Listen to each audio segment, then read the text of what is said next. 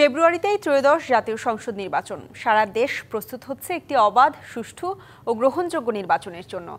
ভোটের হাওয়ায় কি ভাবছেন সাধারণ মানুষ থেকে শুরু করে আগামীর জনপ্রতিনিধিরা, সে কথা জানাতে ডিবিসি নিউজের ইলেকশন এক্সপ্রেস ছুটে যাবে সবগুলিও সংসদীয় আসনে। আজ সারাদিন আছে সংসদীয় আসন 10, দিনাজপুর 5-এ। স্বাগত জানাচ্ছি সিএসআরএম ডিবিসি ইলেকশন এক্সপ্রেসে। আমার সঙ্গে এই মুহূর্তে যুক্ত আছেন দিনাজপুর জেলা বাংলাদেশ জামাতে ইসলামের কর্মপরিষদ সদস্য। কথা বলবো, জানার চেষ্টা করবো এই আসনটিতে, দিনাজপুর 5 আসনটিতে জামাত কতটা শক্তিশালী। স্বাগত আপনাকে সিএসআরএম ডিবিসি ইলেকশন এক্সপ্রেসে। এই আসনটিতে আমি সারাদিন ঘুরেছি, বিভিন্ন রাজনৈতিক দলের সঙ্গে কথা বলেছি। জামাত কতটা শক্তিশালী, যেহেতু আপনার দল আপনাকে মনোনয়ন করেছেন, কেন করেছেন? আলহামদুলিল্লাহ, সবাই পার্বতীপুর ফুলবাড়ির আমার নির্বাচনী আসনের সকলকে আমার পক্ষ থেকে সালাম ও শুভেচ্ছা জানাচ্ছি। আমরা বিশ্বাস করি বাংলাদেশের জামাত ইসলামী পার্বতীপুর উপজেলায় এককভাবে উপজেলা পরিষদের চেয়ারম্যান নির্বাচিত হয়েছিল। এছাড়াও 14 সালে পার্বতীপুর ফুলবাড়িতে আমরা 2 জন বিপুল ভোটে ভাইস চেয়ারম্যান নির্বাচিত হয়েছিলাম, একজন ফুলবাড়িতে, একজন পার্বতীপুরে। আমিও এই পার্বতীপুরে 87টা কেন্দ্রের মধ্যে মাত্র 3টি কেন্দ্র ছাড়া সব কেন্দ্রেই সর্বোচ্চ ভোট পেয়ে নির্বাচিত হয়েছিলাম। যে কারণে আমরা আশাবাদী যে আবারও যদি শান্তিপূর্ণ ভোট হয় তাহলে আমরা এই পার্বতীপুর ফুলবাড়িতে বিপুল ভোটে নির্বাচিত হওয়ার আশা পোষণ করি। আপনি বলছেন শান্তিপূর্ণভাবে ভোট যদি হয়, তার মানে কি বোঝাতে যাচ্ছেন যে কোনো ধরনের বিশৃঙ্খলা সৃষ্টি হতে পারে কিনা এই আসনটিতে, যেহেতু বিএনপিরও প্রার্থী রয়েছে, এনসিপি রয়েছে, গণ অধিকার পরিষদ রয়েছে? আমাদের সব ধরনের মানে জনগণ যদি সচেতন থাকে, সজাগ থাকে, তাহলে সকল প্রচেষ্টা, অন্যদের সকল প্রচেষ্টা ব্যর্থ হবে এবং আমরাই এখানে নির্বাচিত হব ইনশাল্লাহ। আপনাকে কেন দেওয়া হলো, দল থেকে আপনাকে কেন মনোনয়ন করা হলো?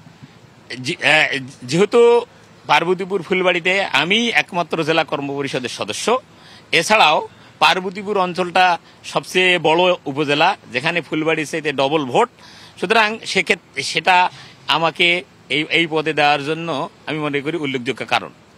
আপনি কি করতে চান এই আসনটির জন্য? কি ধরনের প্রতিশ্রুতি নিয়ে যাবেন সাধারণ মানুষ? আমি মনে করি বাংলাদেশের সবচেয়ে বড় সমস্যা বেকার যুবকদের কর্মসংস্থান।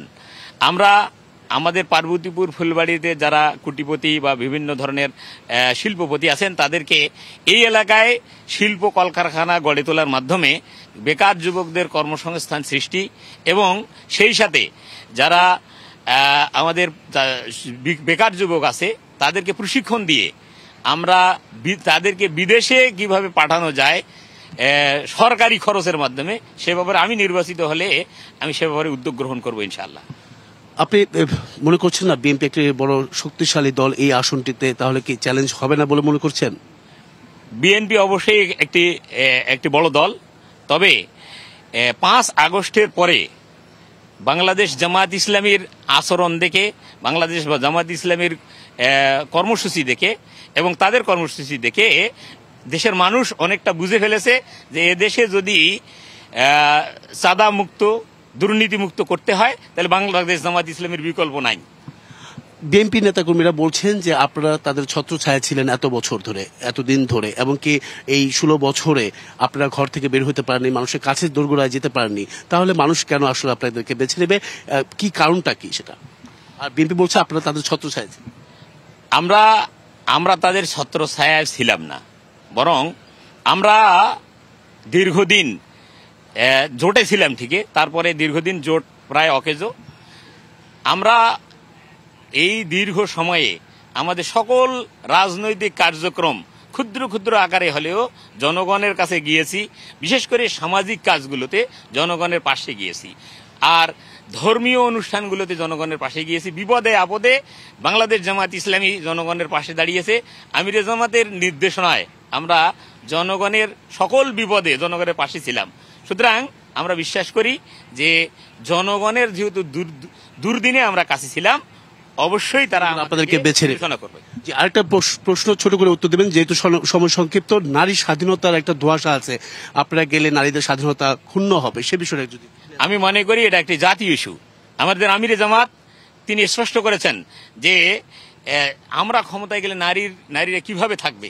সুতরাং এটা জাতীয় সমস্যা, অবশ্যই জাতীয় নেতৃবৃন্দ এ ব্যাপারে যা দিক নির্দেশনা দেবে আমরা সেই অনুযায়ী ব্যবস্থা গ্রহণ করব। আপনারা এই 5ই আগস্টের পরে সাধারণ মানুষের কি ধরনের প্রত্যাশা বা কি পেয়েছেন? আমরা 5 আগস্টের পরে বিশেষ করে সংখ্যালঘু যারা, তাদের ধর্মীয় উপাসনালয়গুলোকে পাহারা দিয়েছি, তাদের বাড়িঘর পাহারা দিয়েছি, যাতে কোনো দুষ্কৃতিকারী তাদের বিরুদ্ধে কোনো তাদের মন্দিরে বা তাদের বাড়িতে কোনো আঘাত হানতে না পারে। সে কারণে তারা আমাদের প্রতি আস্থাভাজন হয়েছে এবং সাধারণ জনগণ বিশেষ করে যারা সনাতন ধর্ম অবলম্বী আছে তারা আমাদের প্রতি আস্থা রেখেছেন। আমরা মনে করি যে চাঁদাবাজি দুর্নীতির সাথে জড়িত না থাকার কারণে দেশের মানুষও আমাদের প্রতি আস্থা রেখেছেন। খুব ধন্যবাদ আপনাকে আমাদের সঙ্গে এতক্ষণ যুক্ত ছিলেন। পরবর্তীতে আগামীকাল থাকছে দিনাজপুর 6 আসন, সেখানে তুলে ধরার চেষ্টা করব বিভিন্ন রাজনৈতিক দলের তৃণমূল পর্যায়ের নেতাকর্মীরা কি ভাবছেন আগামী নির্বাচনকে কেন্দ্র করে, সেসব বিষয়। সঙ্গে থাকুন CSRM DBC ইলেকশন এক্সপ্রেসের।